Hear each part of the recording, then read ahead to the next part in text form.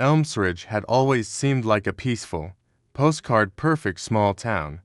A place where everyone knew your name, neighbors trusted each other, and the streets fell silent long before midnight. But beneath this calm surface, a dark secret had festered for nearly 2 decades, shaping the very rhythm of life. Because in Elmsridge, people feared the dark, not crime, not storms, just darkness. The streetlights here never went out. Every home had backup generators, sometimes more than one. Even bathrooms were fitted with emergency lamps. And whenever thick clouds rolled in, a quiet panic would ripple through the town.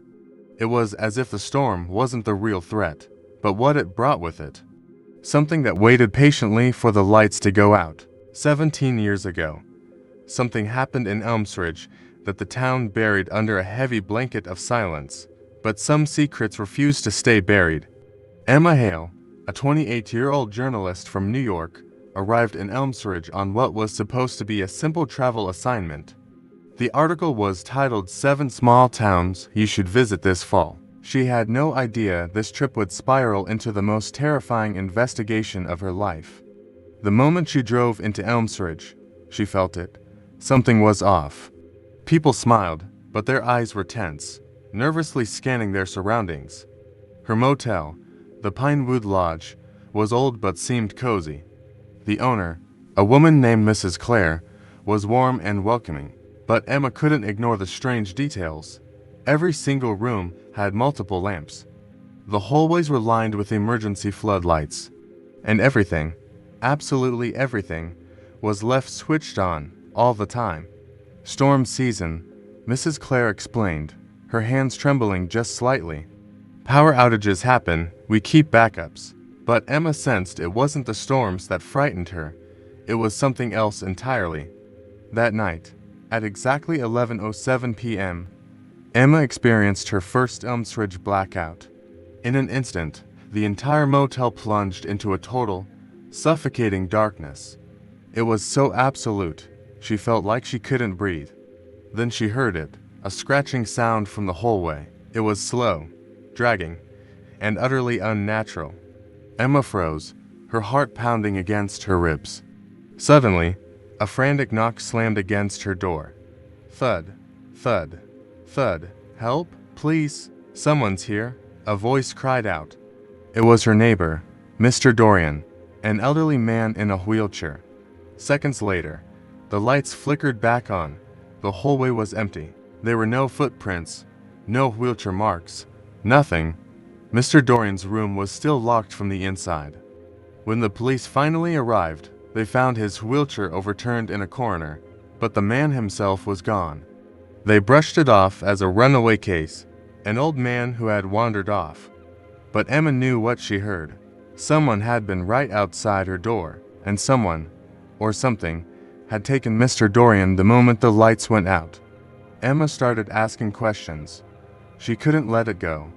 At a local cafe, the owner, Grace, pulled her aside and lowered her voice to a whisper. People here don't fear the storms, she said, her eyes wide with terror. They fear what comes with the darkness. When the power goes out, they wake up. Emma gave a nervous laugh, thinking it was just some local ghost story. But Grace's expression was dead serious. You should leave, she warned, before the next outage. She wasn't joking. In fact, she looked absolutely terrified for her.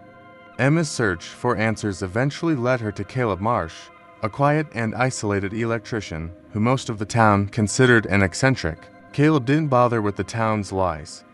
He looked Emma straight in the eye and told her the truth. People don't disappear, he said, his voice flat. They're taken. Taken by who? Emma asked, her own voice barely a whisper. Caleb's gaze drifted towards the window. By the ones who died 17 years ago. In the power plant explosion, they never really left. He explained that 5 workers had been killed in a mysterious explosion at the old Elmsridge power plant. Their bodies were never recovered. Ever since that night, every time the power went out, shadows would stir in the darkness, shadows that didn't belong to the living. They're not ghosts, Caleb said, his voice dropping even lower. They're what remains when a soul dies, but its darkness survives. He told her these things were drawn to pitch-black environments, and when the darkness fell over the town, they would reach for the living. Anyone they touched simply vanished, without a sound, without a trace. Emma's journalistic instincts took over. She started digging deeper, poring over old town records and news archives. The numbers were chilling. 82 disappearances in just 17 years. Every single one had occurred during a moment of total blackout. And every single case had been officially dismissed as a runaway or an unexplained departure.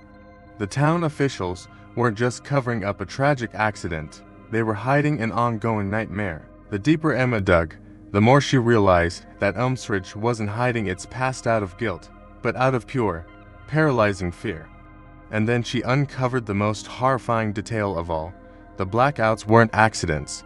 Something, or someone, was triggering them on purpose. If you're fascinated by mysteries that blur the line between reality and the supernatural, you won't want to miss what happens next. A storm siren suddenly ripped through the quiet town.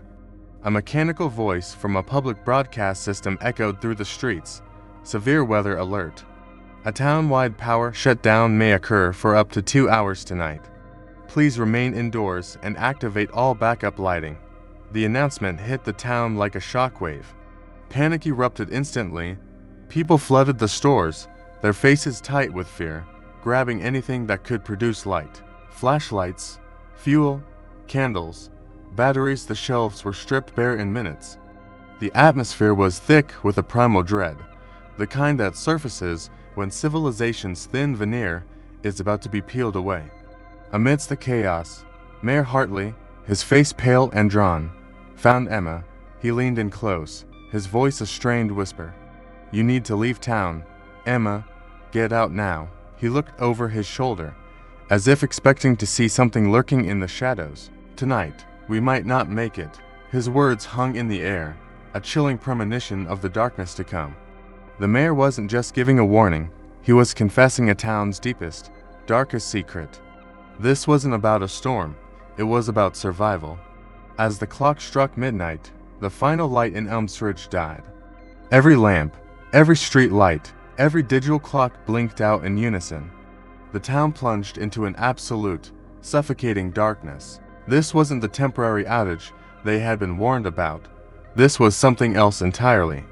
First, there was an unnerving, profound silence, the kind that makes your ears ring.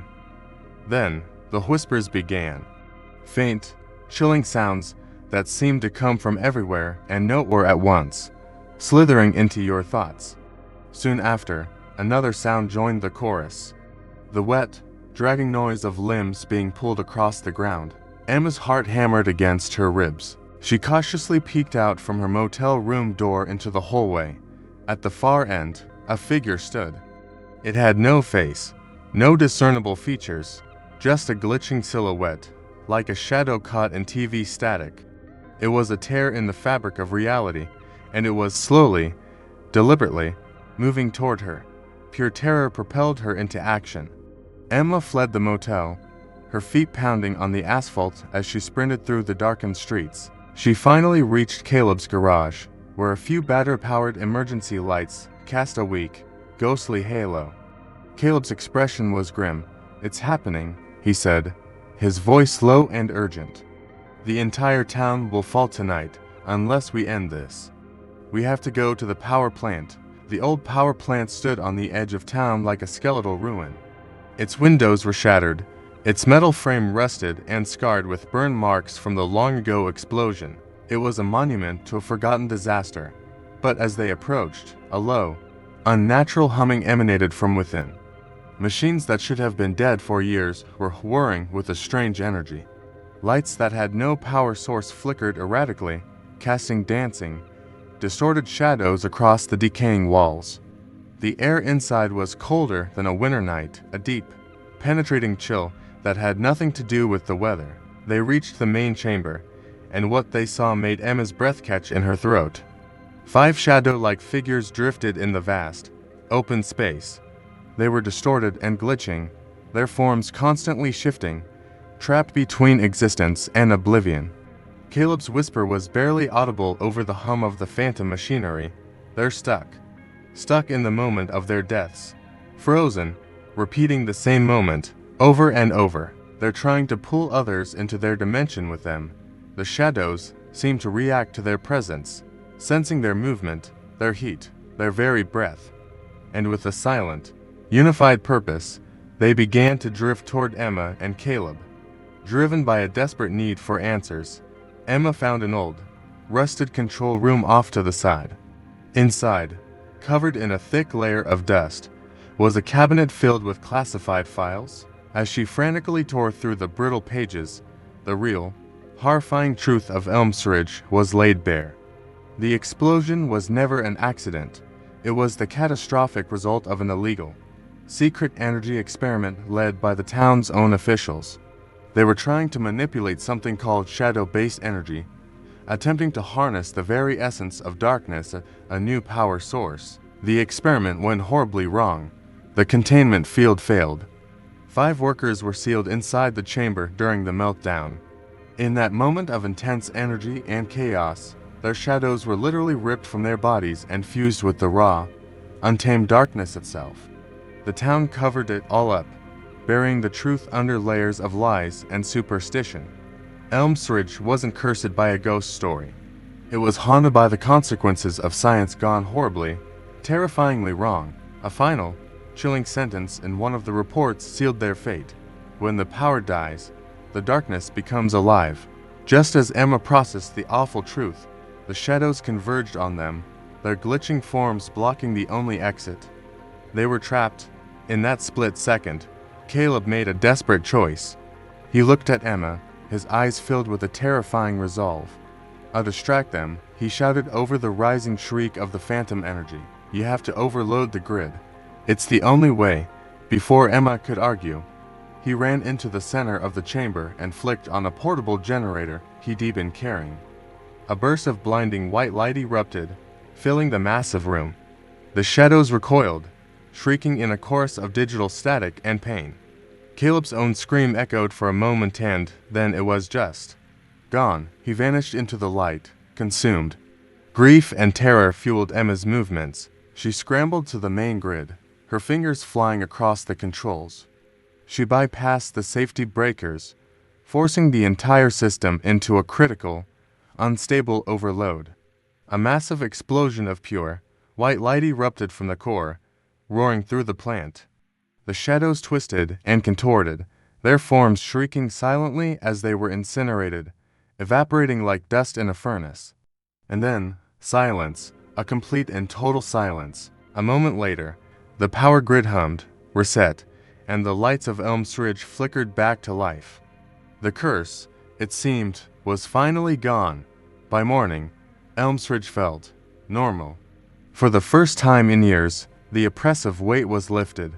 People were on the streets, smiling, their faces relaxed and genuine. There were no more whispers on the wind, no more chilling feelings of being watched. The town was finally at peace. Emma packed her belongings, her heart heavy with the memory of Caleb, but hopeful for the town's future. She got into her car, ready to leave Elmsridge and its darkness behind for good. She turned the key, the engine started, and then the radio crackled with a burst of static. The dashboard lights flickered, just once. Emma's eyes shot to her rearview mirror. Her blood ran cold.